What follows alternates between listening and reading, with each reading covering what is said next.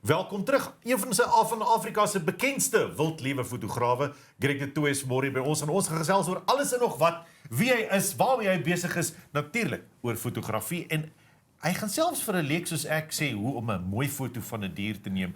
Morning, Greg. Morning. Good to see you. It's lovely to have you here. Thank you for how much time do you spend in cities? Because the nature of your job, you're out in the wild. Yeah, that's right. So not a lot of time. I've just come in from the Serengeti, and next week I'll be in Londolozi. So you're sort of just catching me for my week at home, which is basically applying for passports, visas, and then packing cameras and going again. It's a tough life, eh?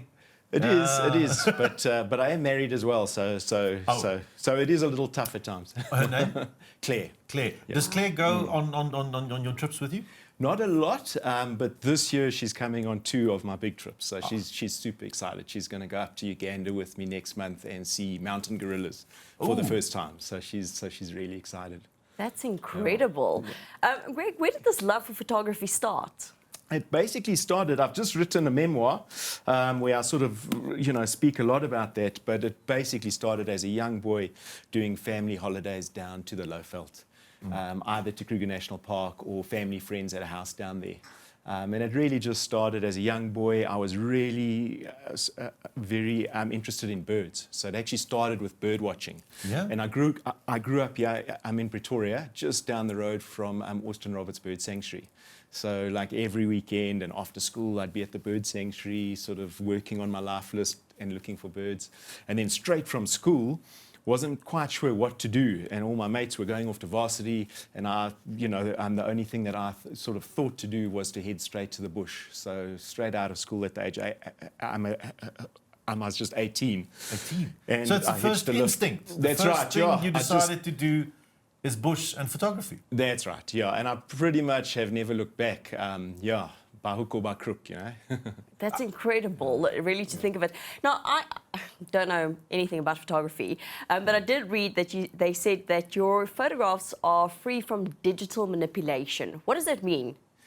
Yeah, so that's quite a touchy subject. Yes, it is. Within my industry, right? Mm-hmm. But because I'm sort of considered now the old school sort of type of photographer, so I began on film, So anyone watching younger than sort of 35 will have no clue what I'm talking about, But shooting film was very different to how we photograph now, Everything had to be perfect. So these shots you're seeing on the screen now, that's all film.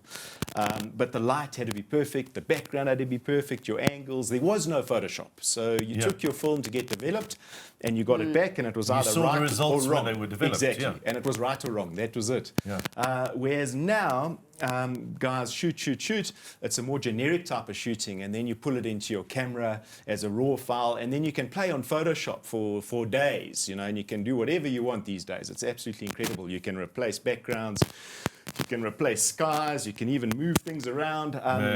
But that's not what I enjoy, simply because I love the bush and my whole background is in the bush. We're going to chat a bit further about that now. We're going for a quick advertisement break. Na die advertensiebreek kom ons terug, gesels ons gou verder met Greg Toit. Welkom terug, ons gesels met Greg Toit, die wêreldbekende wildlewe-fotograaf. Greg, before the break we were talking about the touchy subject of manipulating photographs in post. You said that's not your thing. You said you seemed like to be part of the old school gang. That's where it's going. But surely there must be a little something you can do to soften the edges sometimes. You don't do any Photoshop. No, I do just some basic stuff like adding some brightness or contrast or just kind of what we call global adjustments. You'll add some saturation, but I won't actually go in and clone something out or put something in or swap something. And that's just how I sort of trained, and that's the kind of photography that I enjoy doing. For me, it's all about nature, finding those perfect moments in nature, and then being able to record those and putting a creative spin on them using different camera settings. So like I'll quite often shoot with a slow shutter speed to create some blur, but I like doing that in the field and in my camera. Yeah, you have been referred to as the master of slow shutter Oh, speed. really? Okay. Because most of your stuff is just at dusk or dawn when the light is just right, golden hour type of stuff. Yeah. That's right. I think I prefer to be called the master of slow shutter speed rather than the master of blur. You mentioned earlier that you also brought out your memoir last year. Yes. How long did you dream about bringing out that book? This book was in the pipeline for 11 years. Wow. Yeah, and it basically started with when I was home from the bush. We would go to my parents' place for a Sunday lunch, and my dad loved the bush, and I would, chat to him about my most recent experiences. And every week he would say, "My boy, you need to write those down, just make a little note somewhere." And basically, just to please him, I started doing that. So the next week I saw him and said, "Dad, I've started to record my memories." And then eventually these memories accumulated, largely because Africa is such a colorful place, and wildlife's, so wonderful. And eventually it culminated in this book, which was released end of last year. But 470 pages, and remember, I'm a photographer, so this is mostly words. So it was blood, sweat, and tears. I mean, yeah, it's much, much easier to do a coffee table book. That's incredible. Greg, you speak about your love for Africa and the diversity in Africa. Yeah. Surely you get pulled in because of your love of nature. You get pulled into a lot of side, I'm not going to say issues, but side activities. You realize that you have to be part of conservation in some shape or form, like we all need to do. Yes. You realize that you have to be part of the solution to the place you work in. And you've been involved in a couple of those, and you're still now an ambassador for a couple of them, conservation issues and conservation associations, and people working to save wildlife in southern Africa, well, in Africa now. And we'd like to chat a little bit more about that after the ad break and after we've been through the news, because it's a very special part of who you are and of who we all are supposed to be, no matter what we do for a living. Sure. Lovely. Greg de Toit, dankie. Ons gesels verder met hom nou. En dan praat ons bietjie oor wat die bos aan jou maak. Wat doen dit in jou binnekant? Ons gesels met Greg de Toit. Greg de Toit, the world-renowned wildlife photographer. Greg, we need to talk about causes, conservation causes. You are an ambassador for lion conservation in Kenya, for instance, yes? Yeah, that's correct. Yeah. How do you get involved in that? I mean, you're exposed to so many concepts, so many ideas, so many conservation associations and companies and causes. How do you pick one? Yeah, that's a very good question, because there are so many good projects out there. But the one that I chose to support for a very personal reason. And that's sort of where my whole book goes. Sort of towards the end, I land up in Kenya and I land up sitting inside a waterhole photographing these lions. And they're not just any lions, but they're what we call free-ranging lions, which basically means lions that are living outside of a park or game reserve. So they're just living on community land. And you can imagine how endangered lions like those are. Anyway, it's a long story, but it took me about 15 months, and eventually I got photographs of these lions. And years later, I was telling the story in another safari camp, and the manageress came to me and said, "Greg, you should talk to my sister, because she runs a lion research project in that exact area of Kenya." So I called her sister, and she said, "No, you have to come down and have a look." And there's this project on the go there that are basically, it's called Rebuilding the Pride. And they're basically trying to conserve these lions that live in the southern portion of the Rift Valley. And cut a long story short, it's been going on for sort of many, many years now, but I have become an ambassador for their lion project, whereby I do talks, I auction prints, I do book sales, and all the proceeds go to that. So I kind of like the sort of the idea of looking after my free-ranging lions, which are the ones that are on the cover of my book. That's me in the water with them in front of me. Yeah. And when I was there, that was a long time ago now, over 15 years ago, there were only 10 lions in the area. and they're now 60 in that area. So it's going quite well for them, which is great. Yeah. That's truly incredible. Greg, have you ever had a close encounter with an animal where you thought, or you kind of like, oh wow, my life's hanging? Yes, this has to be it. I've had a few, but the one that always sticks out, I was in Shishlui Game Reserve and I was bird watching, funny enough, early in the morning, and I spooked a herd of dugger boys and they ran off into the forest. And I thought, great, they're gone, and I carried on birding and I walked along the edge of the forest. Black Death. Oh. Exactly, and I heard a snap, a twig snap in the forest.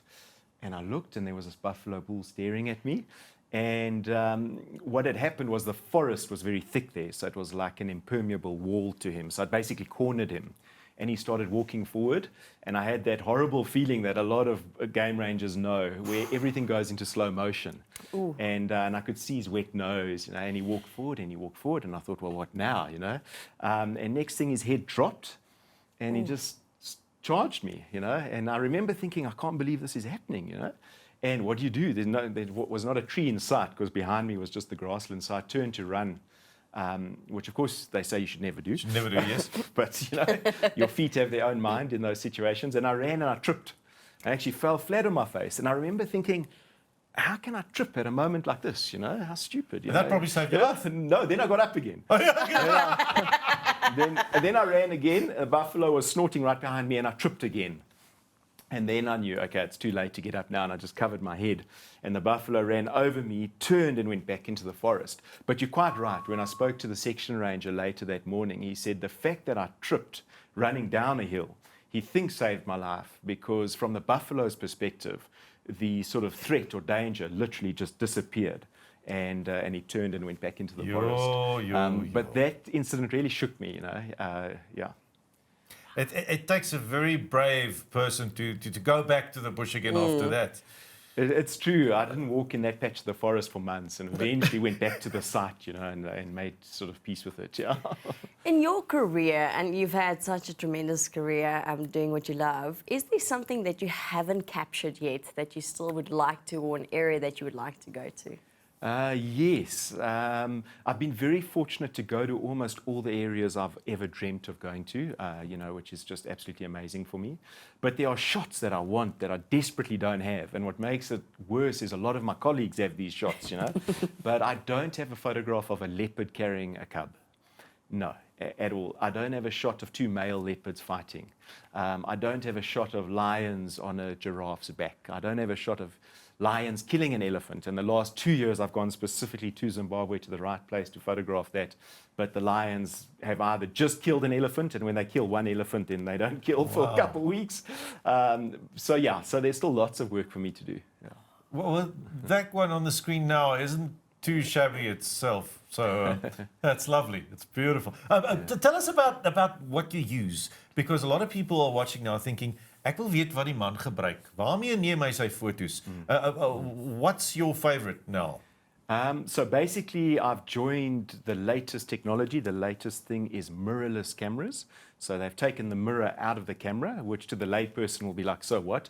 But it's actually a complete game changer. And basically what that means is that when we use a stills camera now, it behaves like a video camera.